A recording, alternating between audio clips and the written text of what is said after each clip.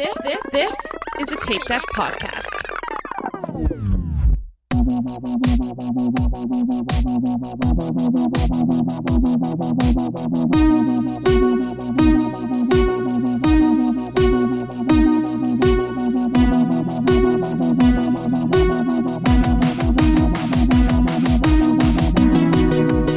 Hello, and welcome back to Will Run Forward. This is your host, Tom, and with me, as always, are Erin.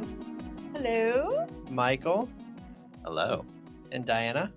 Hi, you guys are joining us mid-podcast, mid-recording session. This is part 2 of our mega episode. Last time, we talked about our virtual live race. This time, we are going to recap a couple different races that we've all run recently. It's full honesty, it's late. I think we're all a little punchy. So we're going to jump right in. It's about to get wild. We're going to jump right in. And the first race that we're going to recap is the NCRC Classic. And we did not run that. You guys ran that. So why don't you tell us a little bit about that race?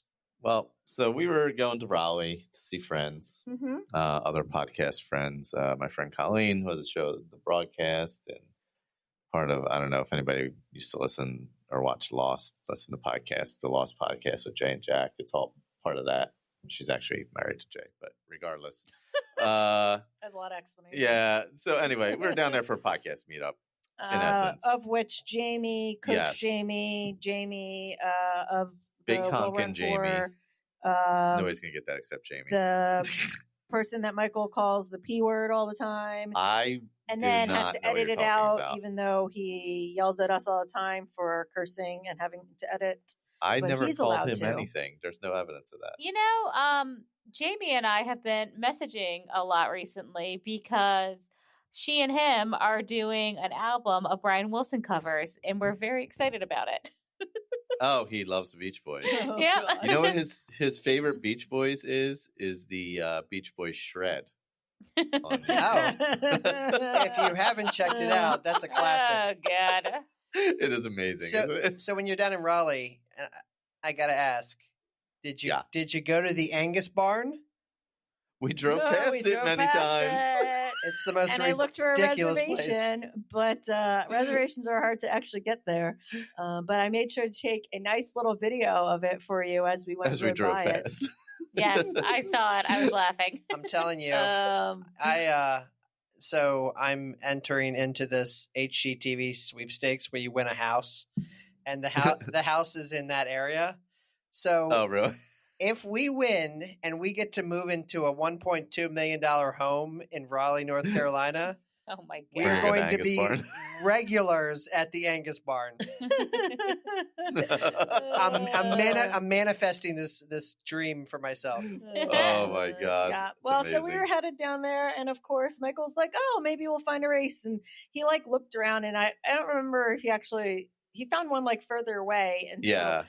So, I don't know at what point I started looking. I was like, "Oh, let me look real quick," and then I found one in the park that's literally In a Umstead, block away from Yeah. Colleen's house. where the Umstead 100 is run, Yeah, which is a classic so 100-mile race. I was like, "Oh, let's do this one." And then the elevation profile we looked at, it was 900 feet of elevation. I was like, "Oh, it's kind of hilly." It's hilly, yeah.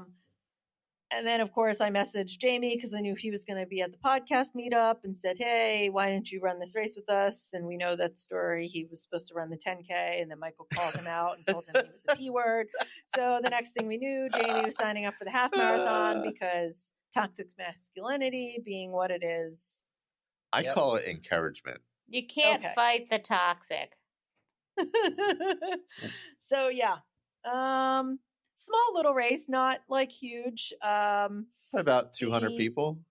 Did it? I thought it had maybe a little bit more than Might that. have but- been more. Might have been 300. Yeah, I think, and they had a 10K also. So It's a good, I would say it's a good running community in that area. the day before the bid packet pickup was at Yeah. a run store, just kind of like the way Space Coast is, and a couple other races in the area. So we stopped by the local run store. It was in this little shopping area that had a Target and an REI. North Hills, I believe it's called. Yeah. What was it called? North Hills. Okay. So we stopped in the REI to find some shoes, see whether we could find any shoes. See, it was on the garage sale. Yeah, Jamie was looking for possibly a water bottle. I don't know. It was a nice little shopping area. Picked up her bibs. That was about it. Nothing very exciting about that. It wasn't like an expo or anything. Very just simple like bib a very pickup. small race. Just at like a race store or something. Yeah. Yeah, typical run store kind of pickup. Yeah. The run itself, they had us park at some like a business like park. a business parking lot, and then you walked across the street to where the trails, kind of the road that leads to the trail is. It's like a horse trail, a gravel. It's basically like a fire road and then a horse trail. Yeah, a little of both.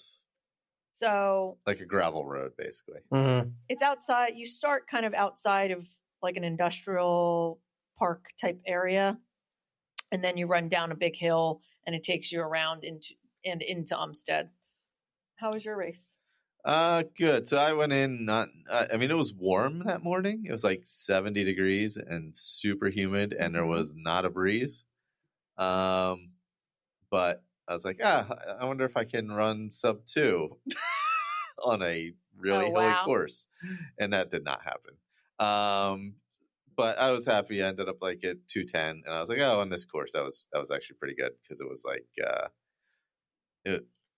it was relatively hilly. I mean, everything was runnable, but there was some long, grindy hill. I mean, there was like one hill was like 3/4 of a mile long. It just kept going and going and going. It was hilly. Yeah. If you're not used to like hills, it was hilly. Yeah. Mm-hmm. His friend Colleen, who literally lives right outside the park, kept telling Jamie, Michael, and I, it's not that bad. It's like you kind of go up a little bit, but it's like, it's, I mean, it's 900 feet of elevation over a half marathon. It's not like not hilly. Well, it's even like but she runs that park all the time. When we run here in Columbia, we're like, it's a little hilly, but it's not that bad. And then, like, when Lisa will come here, because where she lives is so flat, she, like, flips out. She's like, it's so hilly. And I'm like, it's kind of like a little gradual hills and a couple little, like, baby hills. But she's used to, like, nothing. But if you're not used to it, it's like how we feel about, what is some of them weren't baby hills. Bird in Hand. Bird in Hand, Where I don't think it's that that's bad. More... Yeah. Bird in Hand. Okay, so comparatively, I would say this was worse than Bird in Hand, but it's because like they're very long, gradual hills, whereas Bird in Hand is like rolling hills where you're like up and then, but you're not like it's not taking a really long time to get up. You're just like up and then you're down and then you're up and then you're down. Yeah. This was like some really long grinding ones that were like super long, and then there were a couple like super steep ones. Yeah, there were actually. Yeah. So. The road was also gravel. Yeah, so that slows you down a bit. So that slows you down a bit. Yeah, I was going. I got to the turnaround. I was at Out and Back. So I got to the turnaround, and I saw Erin. And then I was like, wonder where Jamie is. And then I saw Jamie, and I encouraged him. I just said, stay hydrated, keep going. He was looking pretty decent. So I got to the finish, and so the finish is basically somewhere between 1/4 and a half mile uphill to the finish. Yeah. So you finish going uphill. Of course. Which was fun. That's always the best.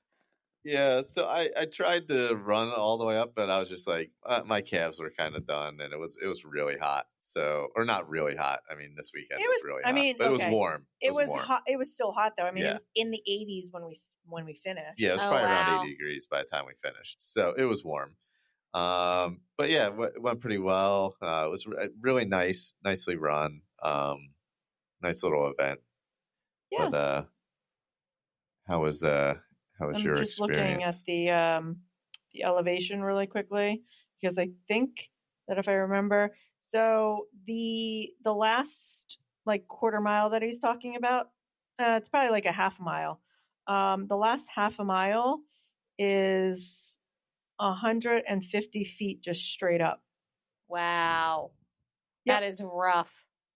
That's the finish. It's like 100. It looks like it's like maybe 129-ish feet straight up. Good God. It was very unkind.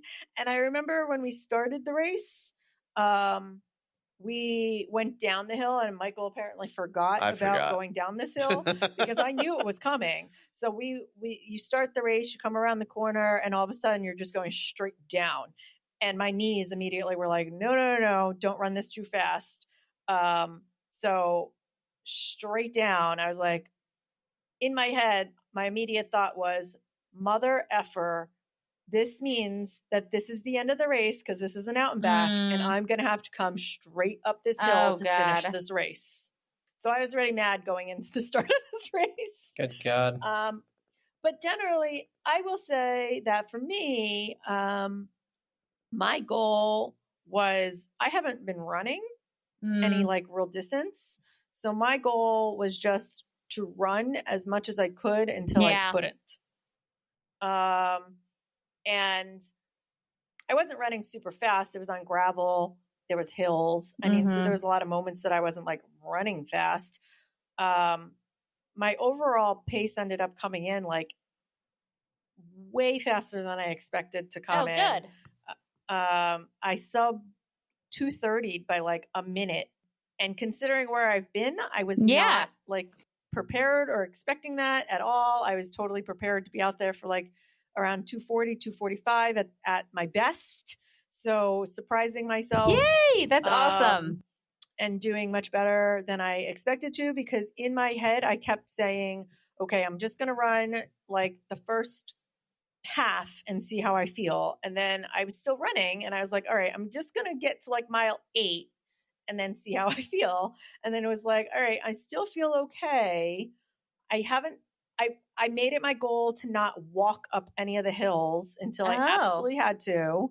Look at you. you. I was kind of like, I will say Orange Theory is the reason I think that I was able to do the hills, because if you remember, while I was injured, all I was doing was incline walking. I was walking up at 8 to 15 constantly. Yeah, which is insane. I just think steep. That I was able to like mentally allow myself to be like, I've done this. This is just like Orange Theory. Just keep going up the hill until you can't do it anymore. And then I'd be at the top of the hill and I'd be like, okay, cool. Like now I get to run down a hill. So I ran until I couldn't. Mile 10, I kind of like hit a speed bump where I was like, I can't run this hill. So I walked up that hill. But that's like in a half marathon, like that's really kind of near the end. So yeah, you know, it's good that you made it that far. Mile 11, when I hit the 11 marker, I walked, and then I was negotiating with myself, like, okay, I am going to walk for this minute, and then I'm going to run for 3 minutes. Yeah. Yep. That's what it is. And so I started like the negotiation, but then I got to the point where like I was running for 3 minutes. I was like, I can run for 1 more minute. And then I passed someone, and she got really mad because she was walking and she got mad. So she started chasing me. And I was like, no, I've never had that happen. I'm like, I passed you. You are not passing me back. Nice. So then I had to start running stupid fast. And the next thing I know, I'm running like a 10-minute mile again for absolutely no reason. Oh so my this girl God. Back off. So then I got to mile 12. And at was that she point, actually chasing you, or was she just doing a regular interval? No, she was chasing me, because then because I thought I didn't think she was, and then you could tell she was trying to pass me, and like you could see tell. it in like you could just tell, because she was mad when I passed her. You could see it on her face that she was mad when I passed her, because she passed me again. Started walking, and then as soon as I passed her again, she literally, I'm pretty sure I even heard her go, and she started running. Alpha's got alpha. So that was fun. And then, so it was just way better than I expected it to be, considering it was hot. I ran out almost the whole thing. I was first marathon, half marathon sore all over again the next day.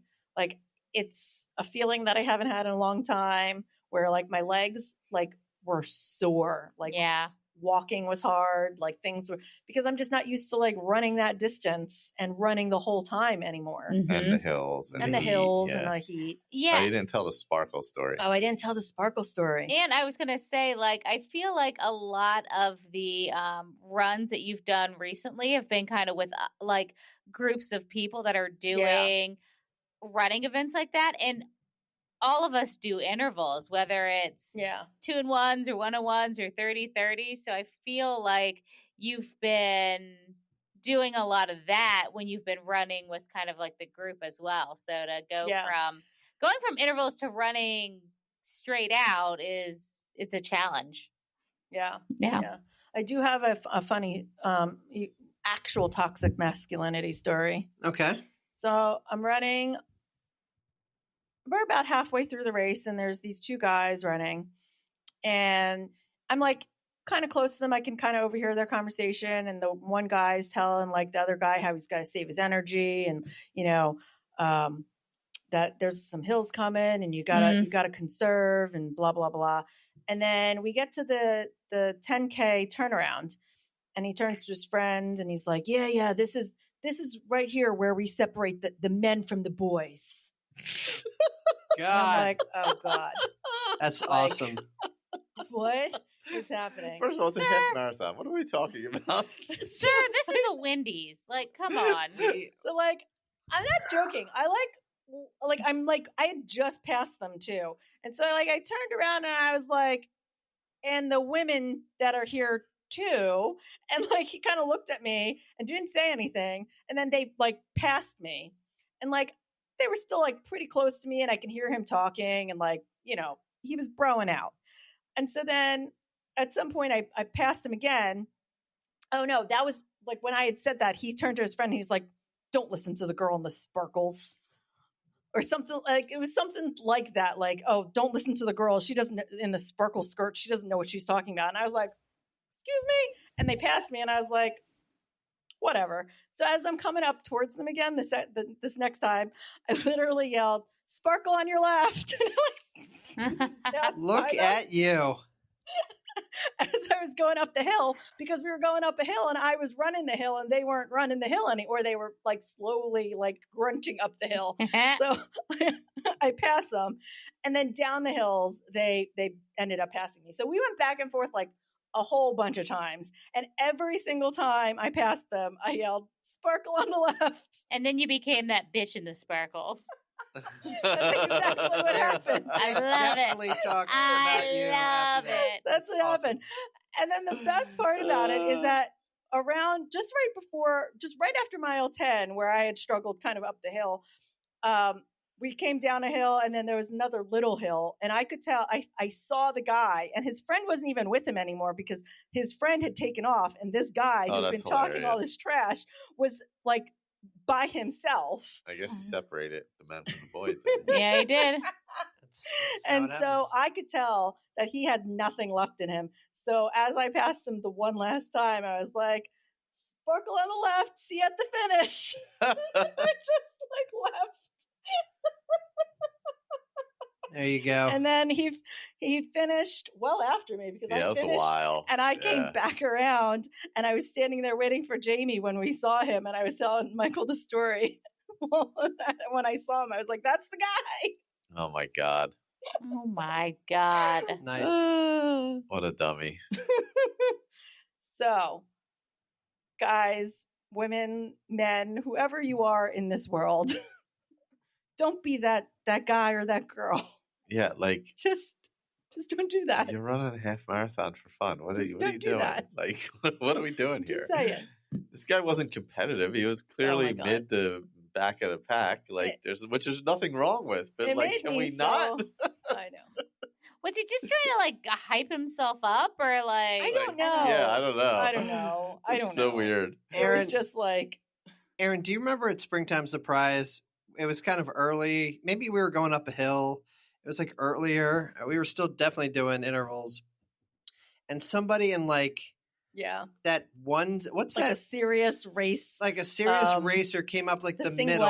And he was like you guys got to get to the side or something, like real runners coming through. Like, I forget what he said, but it was like super aggressive. Yeah, it was very much like, yeah, then why are you back here?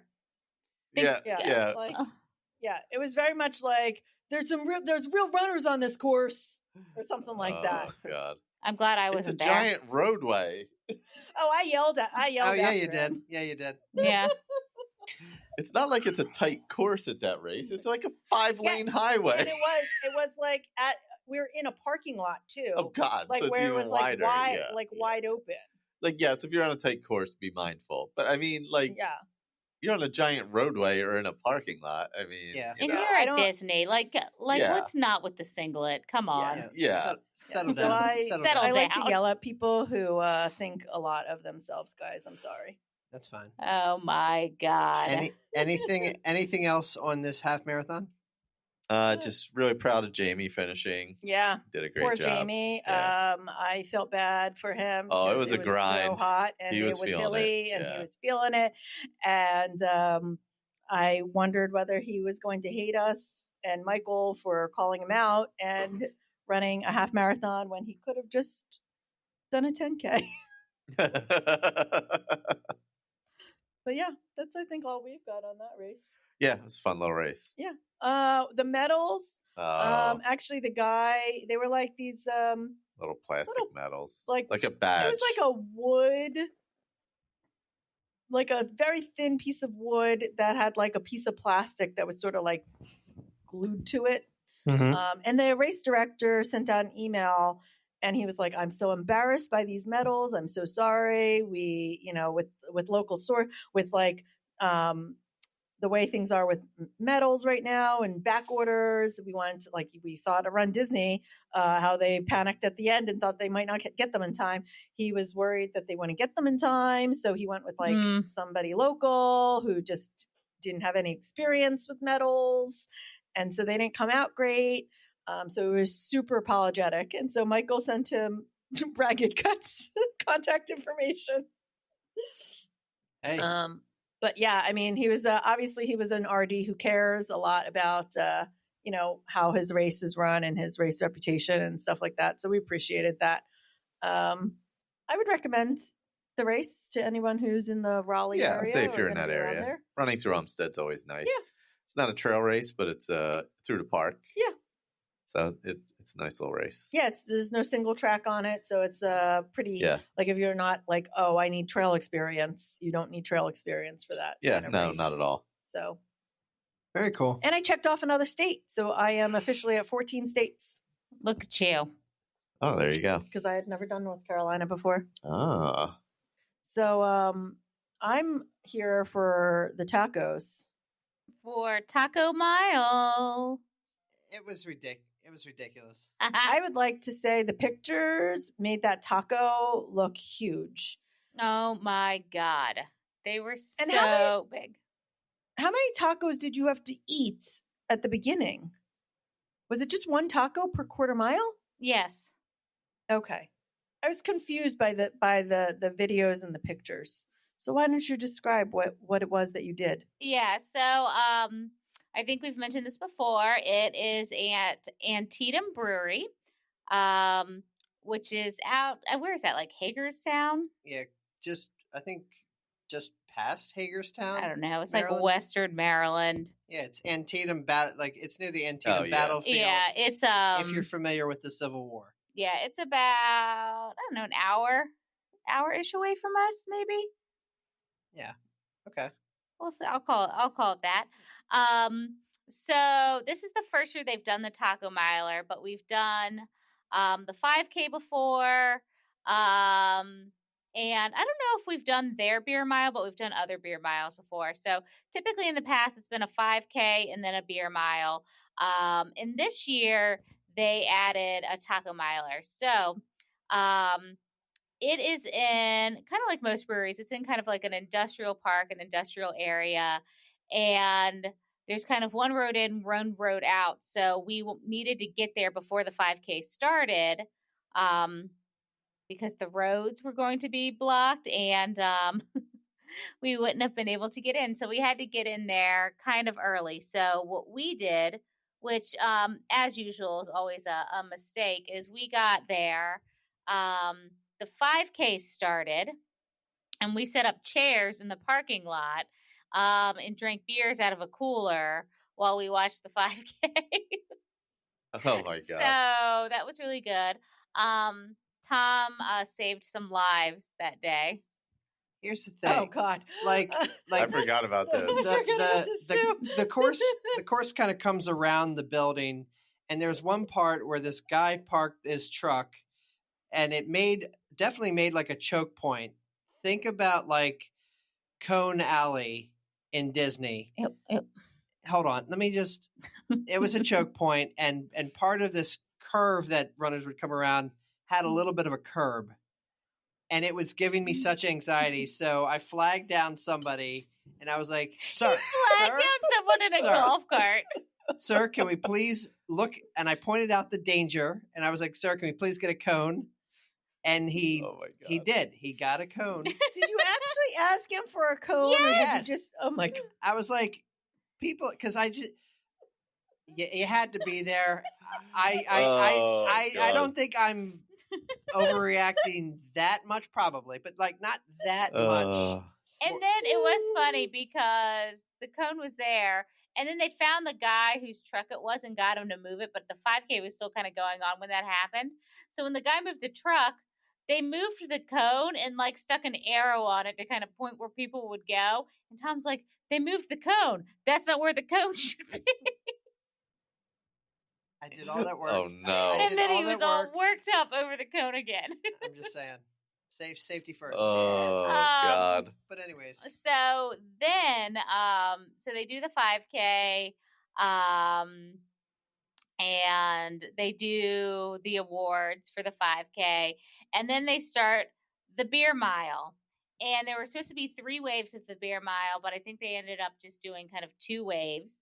So the girls were doing the taco mile and the boys were doing the beer mile. I don't know why we go into these weird gender roles, but that's what we did. I don't know why we did it. For the group that we were in. For the group that we were in. Boys and girls were doing both events. But for us, we kind of split it down the middle. Yeah. So it was funny. We watched we watched the elite beer runners go first. And our friends weren't in that group. But it was funny because we all kind of placed our bets on like who we thought would win. So we did it kind of like the Kentucky Derby where we kept saying we were going to pick our horses of like who would win. So we were like cheering on like certain people for the beer mile. So basically what it was is they had a station set up at the start line with a huge long table, and you were assigned like a number. So, and you weren't assigned it, you just walked up and then that was your number. And then you'd have your 4 beers sitting there. And then you would do a lap around the building, and that was basically a quarter mile. So then you had one when you started, go around, you come back through the chute, you have your second beer, and you go around again. We didn't see anyone puke on the course. There was a girl, who hardcore vomited at the end immediately. Yep. Like as soon as she crossed the finish line, like they ran over to her with like a trash can. It was surprising because in past years, it was like on the course and everywhere. Like a beer mile is rough.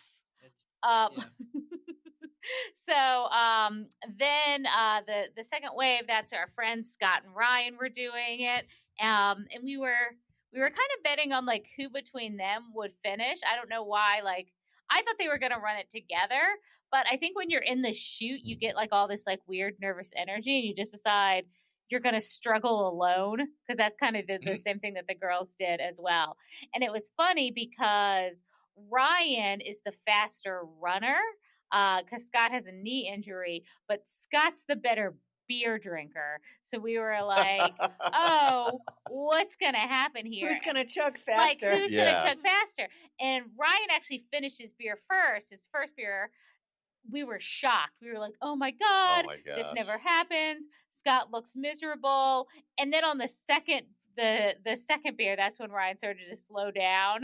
And then by the time the fourth lap hit, like Scott was basically around the other side of the building when Ryan finished his beer. And when like on the fourth lap, very few of the guys were actually running when they came out of the chute. The other laps they were all running. And Ryan was like, I had to walk like for the first like 100 yards or however far it was, just so I could try and at least make myself burp without throwing up.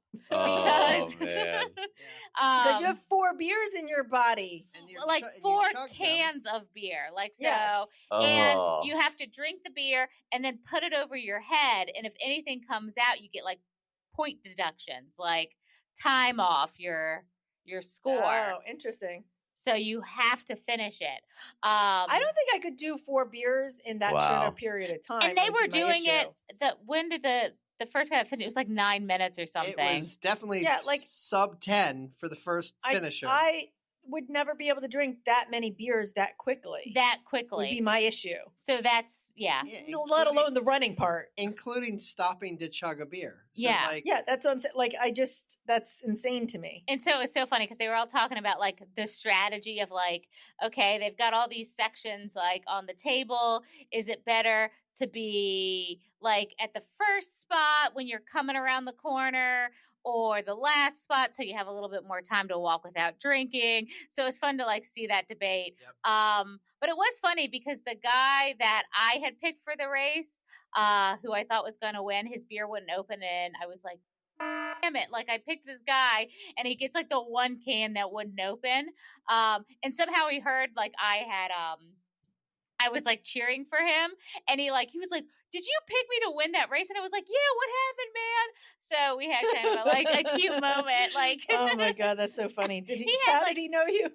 How did he know you picked him? I don't know. I should have asked him, but like, he looked like, my thing was when I was looking at the guys, I wanted to pick somebody that looked like they could run, but I was hesitant to pick someone that looked too athletic because I'm like, they're not going to be able to chug the beer. So I was like, I picked kind of more muscular guy with like a beard that kind of looked like a beer drinker that also ran. And I chose poorly, like an athletic looking guy. Guy won. All right. So moving on to the taco part. Yeah. And then the taco mile was set up the same way. So we had two groups of the beer mile go. And they only did one group, right, of taco mile? Yes. Okay. So the taco mile was set up at the same way, where you go up and you kind of pick your station, and they give you a tray with 4 tacos, soft tacos with flour tortillas, and they just had beef and cheese in them, but like thick flour tortillas. Okay, that's why I was confused, because I saw the picture of all the tacos in one container, and I'm like, so wait, does this mean that she ate all the tacos up front? Because I didn't realize it was like a lap thing where like you end up in the same place and you're just eating tacos out of the same container. Yeah. So I saw the 4 tacos in the video initially and was like, oh my God, do they have to eat all the tacos first? Yeah, so it wasn't like they had stations set up like along like a race course. I did a beer mile in Baltimore that was like that was kind of an out and back and had kind of beer stations, but this was like it was just around the building. Yeah, that's why I was confused. Oh, that makes sense. Yeah, because I saw the container with all 4, and I was like, oh my God, do they have to eat all of those right away? Oh, that would be worse. Yeah.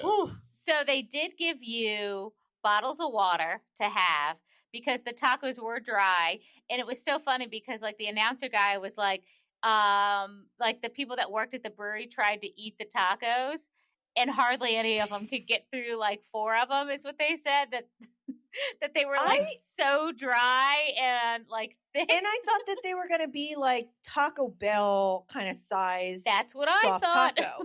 So I was thinking like little tacos. So when I saw that container that had like a giant flour tortilla, I'm like, that's a lot of tortilla. It was a lot of tortilla. Okay, here's the other thing. One, you had to eat it over your tray because anything that fell into your tray, you had to eat. Yeah. Okay. So you had, like, it couldn't be like, oops, all my cheese and meat fell out. Like, you had to eat, like, every scrap of food that was in your tray. Oh, God, my stomach hurts The thinking other about that. thing was you could not leave the chute until you opened your mouth and showed them that you had swallowed every bit of the taco. Oh, my God, that's funny. So you couldn't start running until you'd finish it. So wow. Nicole found the good strategy, which was to take smaller bites. I did not start out that way, which is why my pictures look miserable. I switched to smaller bites by the end, but the first few bites I took were way too big, and I was having to like chug water with like tacos still in my mouth. Oh my God. God. My God. To get it down. So, it was just a lot. It was just a lot. I felt like I did an okay job. I took off and I was able to run pretty much the entire time, like once I left the chute. I think on like the second one, there was like a part near the back where like I got kind of a stitch in my side where I was like, oh God, I got to walk for a minute. But I just did it in between cones and was able to really run through. And I think for some, like, I don't know why, again, we had talked at the beginning, like that we were all going to do it together because Nikki was like, I don't know if I can do it. Like, I like hard tacos. I like corn tacos. I don't know if I'm going to be able to eat these like big flour tortillas. And then all of a sudden, like everyone just did their own thing. So I was like, I guess this is what we're doing.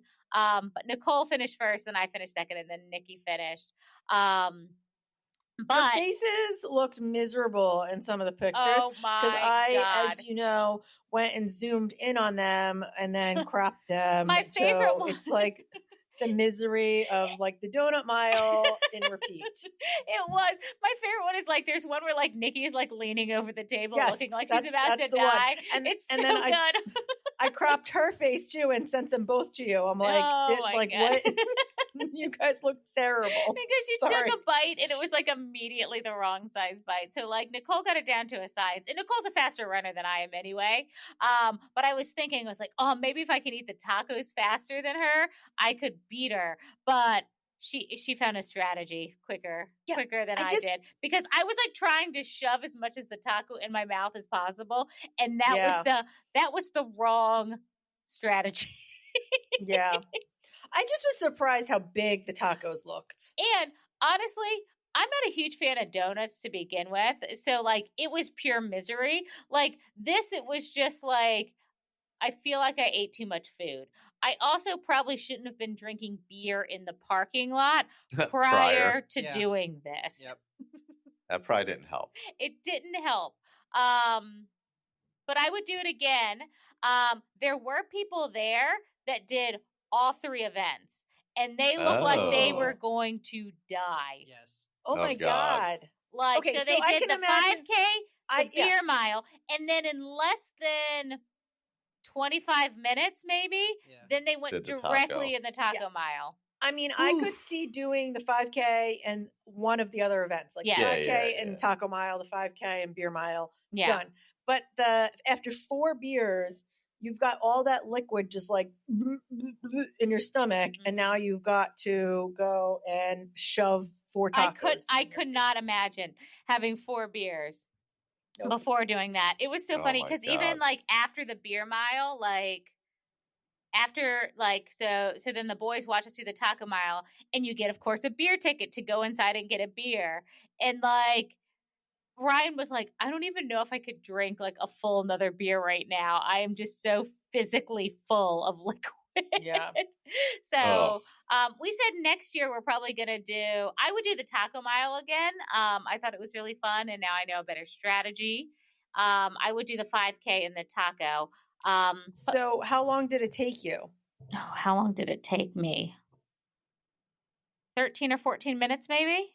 Wow. That's actually pretty good. Yeah, it really was. Pretty fast. I mean, that's pretty good. I think maybe it was that longer. Means that you really only took like for a total of the things, you had to have been eating those tacos within like 30 to 45 seconds. Yeah, let me look. I might actively be lying to you. It wasn't that much longer. It wasn't that much longer. Right. It was under 20 minutes. Definitely.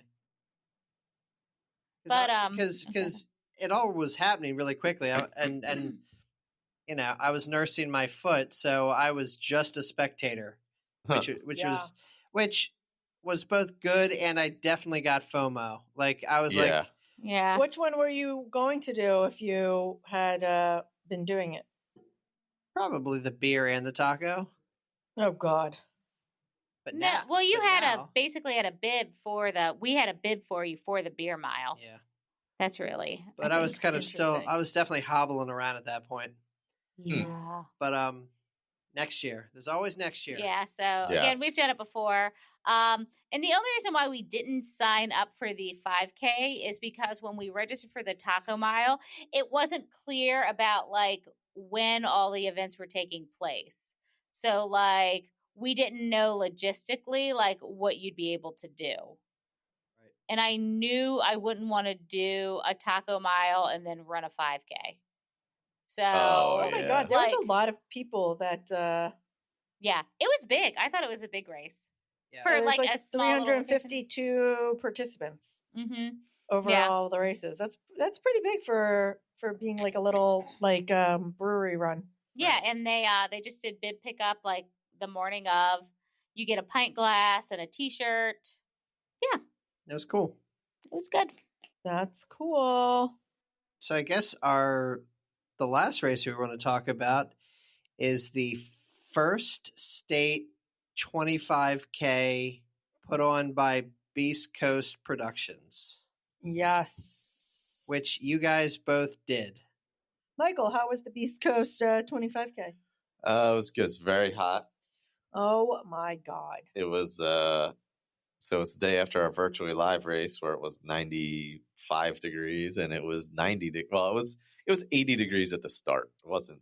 It was 90. yes, but Very humid. humidity there because at the time of start it feels like 85. Yeah, it was hot. It was hot for a race. And when I finished, feels like 97. It was very warm when you finished. Yeah, it was warm when I finished.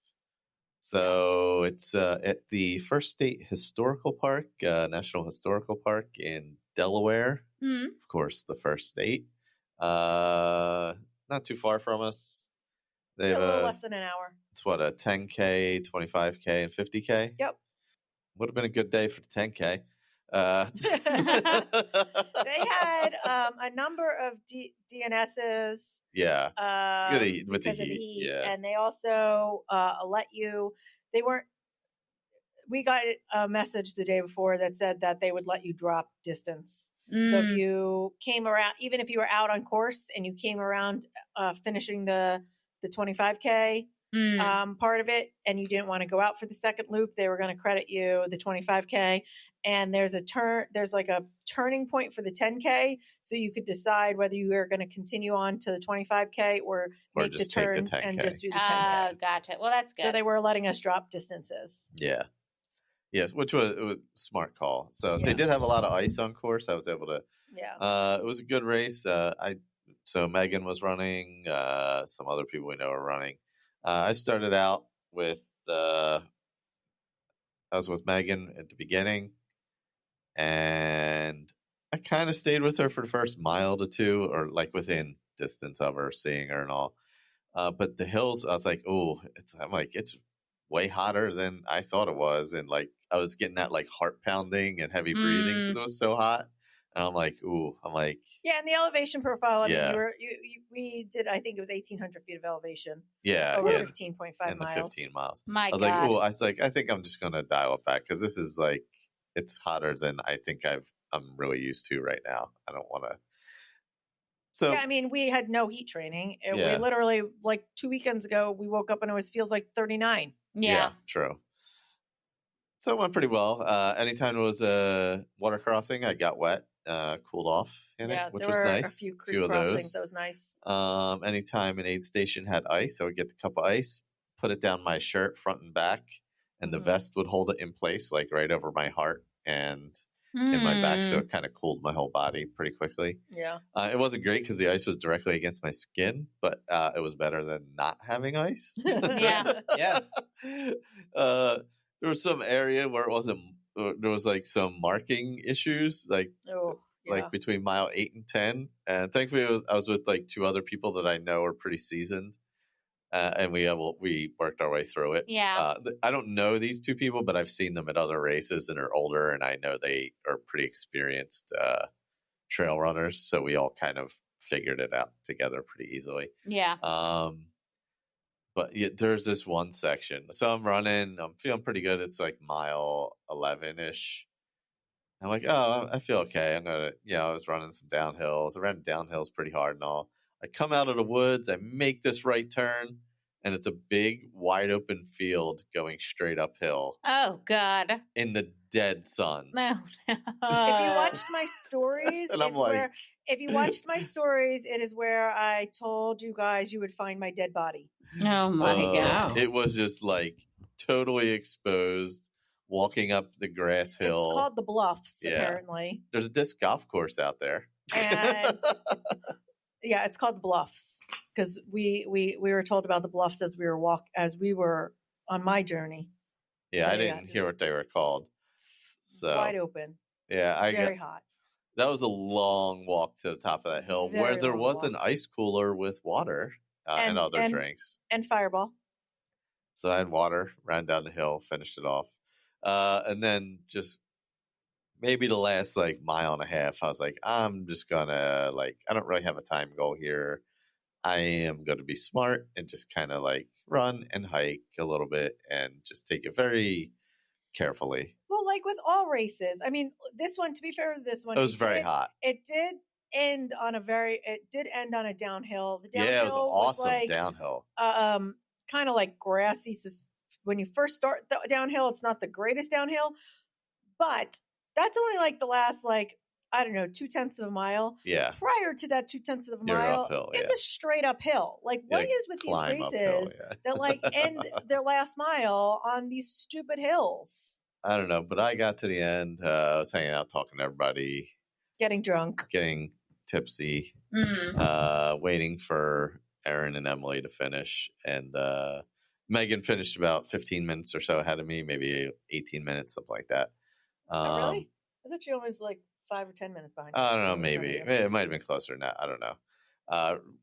So we hung out there for quite a while, talking to Vanessa and John and all, and waiting for those guys to finish. But it was a fun race. Had a fun time hanging out. Trail people are so fun. Just had a party afterwards. Just hung out there. Had too much to drink while I was dehydrated. Well, yeah, you had too much to drink, dehydrated in the sun. Yeah, in 90-degree heat, and that'll take it out of you. I was out there for over an hour longer than he was, and I was so tired and so hot, and I was out there for a really long time, and I was very excited about not driving home. And I come down the hill, and he's fucking drunk, and I'm like, what? Welcome to my world, Erin. Like, what has happened? Why am I, who has been out here for a lot more time and a lot more misery, am I the one who has to drive home now? I am impressed you did a fireball shot in that heat because I mean, everyone knows I enjoy a drink, but if I am like hot and miserable on like a race course, sometimes like the last thing I want is like an alcoholic beverage. Like, it was in this ice chest, so it was ice cold. Yeah. They did have beers in there too, and I thought about drinking a beer. They had Gatorade and like actual like fueling drinks as well. And I thought about it when I got there, but then I was like, if I take a beer, it's going to be a lot of liquid. Yeah, I don't even know if I would have been able to do a beer. Much beer. But at that point we were like just at a straight out walk. Mm-hmm. So like, it's not like I was going to have to really run again. Yeah. And I kind of knew that. So, and then of course she wanted to run down the freaking hill. And I'm like, what the hell just happened? Mm-hmm. Yeah. So, I mean, for my race, I ran with my friend Emily, who I run with in the mornings sometime. The week before she tried to drop down to the 10K and I was like, no. I said I was going to run this with you and you can't abandon me. So no. So of course, then the week of, as it like the forecast is getting hotter and hotter, I'm like, God, I know. Man, right? Should I have just listened to her? Yeah. So then they gave us the choice that, like, I was like, all right, well, if she wants to drop half, like, at the 10K, maybe I'll think about it, or like I'll decide there. But then she was like, you're not going to let me drop, are you? I was like, we'll see. But we were feeling okay, so we made the turn. I mean, when you hit the 10K aid station too, or just before, it's like the 6 mile aid station. So they turn to go towards the finish line, and we turn the other direction. When you hit that spot, it's like right before there's a huge hill. And I'm telling you, if you were thinking about quitting, that was where you would think about quitting. Yeah, that was hill right I before there is like ridiculous. Yeah, that's true. Because that's where the photographer Patrick, who by the time we got there was already gone. Yeah, but that's where he takes pictures at the top of that hill. He did.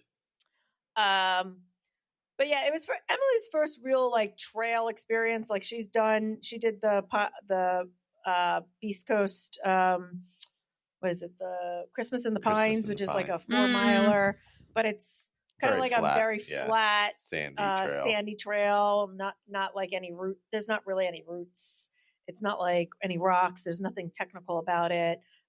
Whereas this was like a true trail race. There was some sections with some rocks. There was some section with some roots. There was sections with like river crossing or creek crossings. So this was a pretty tried and true trail race. So this was her first kind of experience with it. So I don't know. I decided to stick with her the whole time. We had predetermined that we were going to walk, fun run it as much as you can fun run a trail race. Yeah, I mean, it was a good time. Michael basically said what the course was. I mean, the mile 8 through 11, 9 to 11. I was worried about you guys there. I was like, ooh. So,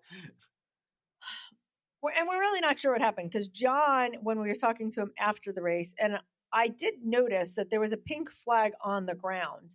There's a lot of bikes that go by there. Yeah. And John suspects that like maybe like one of the bikers went by and started ripping the pink flags down as they went. Because there was like a couple sections where there was like no pink flags for like a good quarter mile. And we're like, are we going the right way? There was no other direction we could have turned, right? Like as a pretty seasoned trail runner, like the fact that I'm questioning this is like unusual for me, but I'm like, there's no other direction we could have gone. We have to be on the right way. And then some guy comes back towards me and is like, have you guys seen a marker? So that means that he had gone past where we were and come back to me to ask me if I've seen a marker. And we're like, no, we saw the one at that turn. We turned where it was.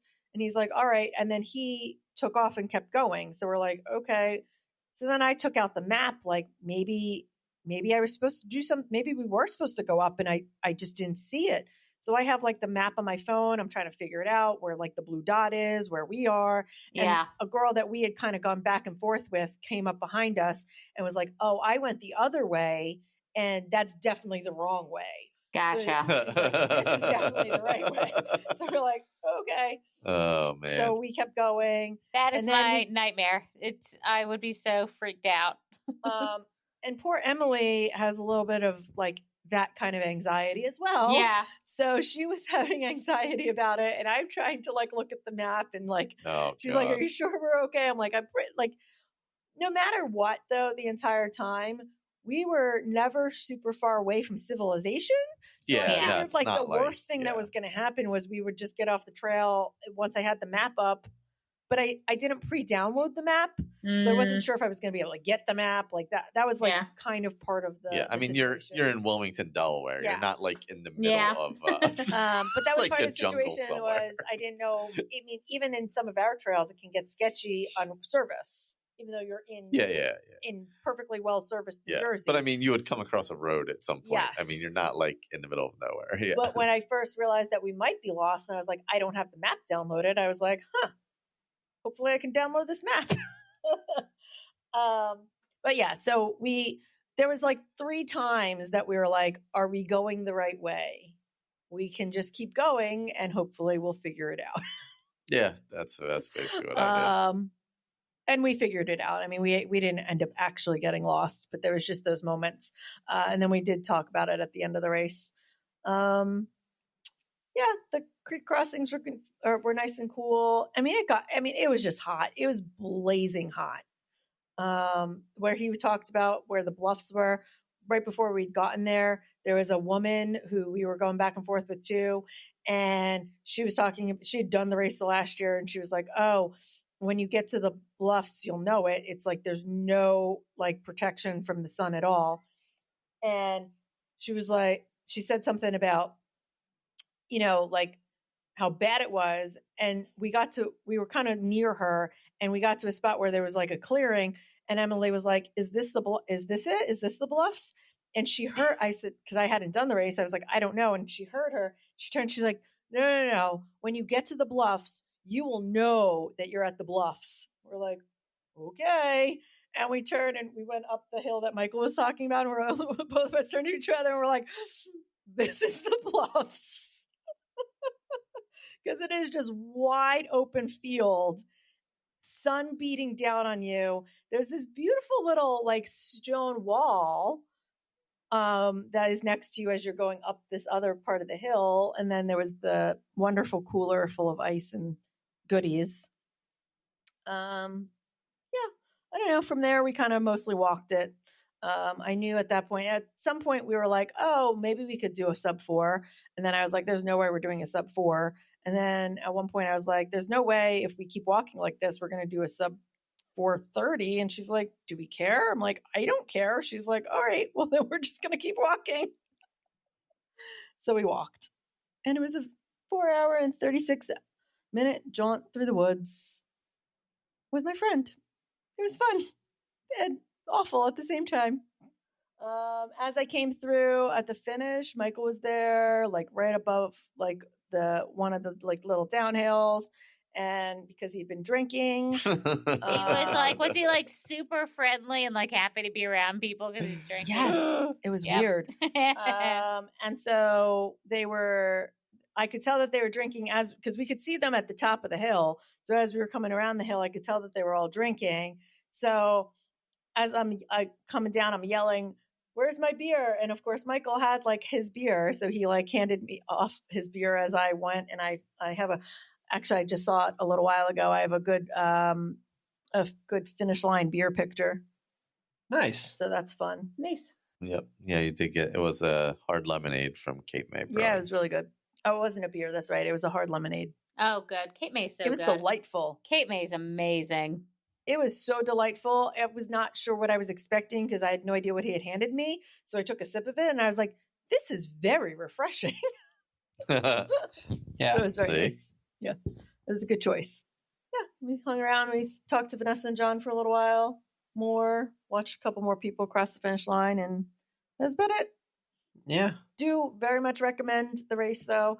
It was a very runnable course for a trail race. There was a lot of flat areas. Oh, yeah. There was a good long flat section, there was only a few, like, technical sections. Yeah, the hills were all they pretty. They weren't that technical. Couple rocky areas. Yeah. That was all. Yeah. So I highly recommend it. And if I was in one, a little bit better shape, and two, it wasn't 90 something degrees out, I would love to go back to this race so that I could see what I could do, because it is actually really for a trail race. Yeah. It is a super runnable course. Yep. Agreed. Really like that course. Yeah. Really I knew fun. you would. Yeah. As I was running it, I said to Emily like 3 times, I'm like, Michael would love this course on a not 90 degree day. I ran the downhills all really hard because they were clean. It was a clean trail. Yeah, there's a few spots where you had to kind of hop around a little bit, but other than that, you could really just cruise. I mean, even Tom would approve. His ankles. There was not that many ankle. Yeah, they weren't that many ankle turners. We should come up with some type of rating scale for Tom based on like ankles, like danger, Tom danger scale, like, and come up with whatever that would look like for ankles and knees. And I would say if we're on a scale of 1 to 10. for a trail, this would only be like a 3 to 4. Yeah. Mm-hmm. 3 to 4 ankle. If rocking the rating. knob is a 10. Yeah, if rocking the knob is a 10, this would be like a 3-ish for me. It's a good thing you're doing rocking the knob. I would say rocking the knob's probably like an 8. Yeah, I would say so. Because yeah. I'm sure I've seen you guys scramble across things. Yeah, that's true. that are tougher than rocking the knob. Mm-hmm. Technically speaking. Yes, Yeah. technically speaking. For yes. sure. Did we tell you that we think the Weckerleys are going to do rocking the knob? Oh, yeah. I think they said that. Yeah, when we were in Shamrock, right? Yeah. They were you know where they told us? We started Springtime. No, we were talking about a TV in a show. Chat with them about the Real World Homecoming. No. What? It's the one that they didn't watch on Netflix. Oh. Not the Nick Lachey one, not the Love Is Blind one. Why am I blanking on the name? Oh my God. Angie and yes, you do. No. Now I'm lost. I thought it was all the other things. No. Oh, the Love at First Sight thing? Love Is Blind. Ultimatum. The Ultimatum. Oh my God, I can't believe I forgot which one it was. Michael did Ultimatum. think it was 7 other things. I know. It's the Nick Lachey one that's not Love Is Blind. It's not the one that you see each other at first. Yeah, it was the Ultimatum. Yes, we're in a group chat because they watched it and they wanted to dissect the people with us. They needed to be dissected because we used it as our something good. Oh, that's hysterical. They posted some good pictures over the weekend too of the virtually live challenge. Yep. Yeah. Well, Angie was traveling, right? Mm-hmm. So rocking the knob. Who else is doing rocking the knob? If Angie and Andrew are coming out, do we got a crew? Guys, if you guys want to come do rocking the knob with us, let us know. Let's get a crew. I won't be out there. Robert. We've been trying to get Robert to do it. I think a lot of those folks were talking about doing it this year. Yeah, oh, nice. Where's my girl Kate? Kate, if you're listening. Oh, God. We know. Let's do it. Melanie will be back, right? Yes, half marathon. Yeah. Mm-hmm. Or no, she might do the full, she said, right? She was considering it for a hot second. I'm not sure that she's actually. I'm not sure. Angie's going to do the 10K and Andrew's going to do the half because I'm going to watch the baby while they're running. Good call. Diana, that's easier than trail running for me. Yeah. Well, cool. All right. Do we want to wrap up with something good? Yeah. Jump into it. I can jump in and go first. If you haven't watched it, it's freaking amazing on Disney Plus. Go watch the new Rescue Rangers movie. It is the most ridiculous thing I've ever seen. Think of it as like Who Framed Roger Rabbit. And really, I don't think I'm giving away spoilers here, but it isn't like the Chip and Dale characters from the Rescue Rangers. It's Chip and Dale as if they were actors and their show was the Rescue Rangers. So that they were acting on the Rescue Rangers. And it's like a crime, like mystery that they're solving. I cannot believe they got away with using some of the IP that they use, the non-Disney IP that they use, the references that they used. And I think at one point Chip says damn. So it is, it's wildin'. It's so funny. Like it felt like it was like, and I think I posted this on like I'm So Disney or one of the other Facebook pages, that like it felt like it was made by millennials for millennials. Like I don't know if like younger people would get it because of some of the references, or I don't know. It feels like a moment in time. Like it felt like it was written for me in my humor. Yeah, it was so really good. I was laughing so hard. It's something that's been on my list to watch, but we don't have this thing called time lately. Oh yeah, no. Well yeah, and it's only been out for like 4 days or something. Couple days. I know. But I just feel like normally those are kinds of things that I like try and watch right away, and I just like don't have it right away right now. Mm-hmm. So maybe this weekend we'll find some time between painting cabinets and moving clothes. It's silly, so do it. It's so great. It's so great. All right. Well, I'm going to go ahead and have two something goods. Oh. And I'm breaking the rules because I haven't seen either of these things at the time of recording. But by the time this comes out, I will absolutely have seen these. So the first one is the new Top Gun 2.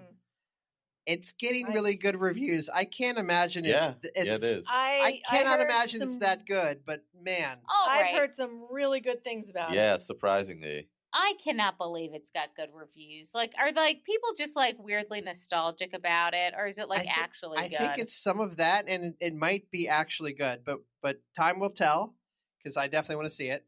And then the 4th season of Stranger Things starts in a couple days, and I feel like those kids are aging out. Yeah. Yeah. They are. Yeah. That COVID break. That was a long. That was a long break when you're a teenager. But I have liked that series from the beginning, so we'll see how this season is. But I'm excited. Yeah. Because it's been a while. So those are my two things. Haven't seen any of them. By the time this comes out, hopefully I will have seen all of them. That's okay. I haven't seen some of the ones I mentioned months ago, so there's that. So this is one I have seen most of, and that's Shining Girls on Apple TV Plus with Elizabeth Moss. We've been seeing trailers for that. Yeah, it looks. Yeah. When you look at it, you're like, "Oh, this is going to be like a gritty crime drama." That's what I thought it was. And then it's not. Oh. But it is. Yes. But it's not. Yeah. But it is. You have to, it's. Going blind. I'm not telling anybody anything. It really threw us for a loop partway through. Yep. Okay. Like little by little, like things get peeled back and you're like, oh, wait, what? I think I figured out the big thing first, where I was like, is this what's going on? And he was like, oh, maybe. So, there's a lot of like, what's going on to it? Like trying to figure out what the hell is happening. Okay. In a good way, like totally in a good way. And she is a phenomenal actress. And the other lead guy in it is a phenomenal actor. Plays his creepy role really well. Just it's a really good show. I highly recommend it. Yeah. It's interesting too.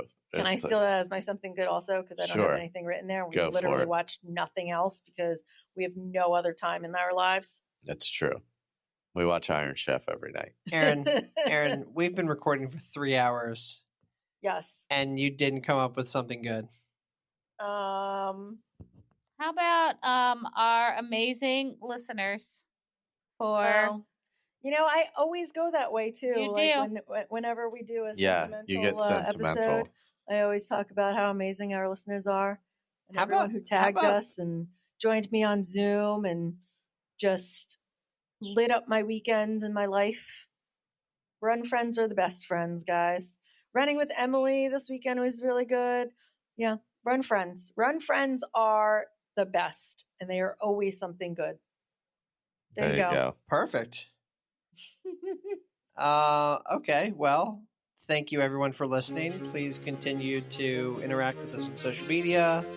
Hopefully by the time this comes out, I will have recovered my Instagram account, but if not, we'll see you on the Will Run For page.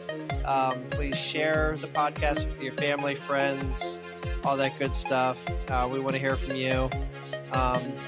But this is Tom, and for Aaron, Michael, and Diana, I will leave you with a quote from Des Linden in the spirit of the running that we've just been talking about. The process of becoming is better than being.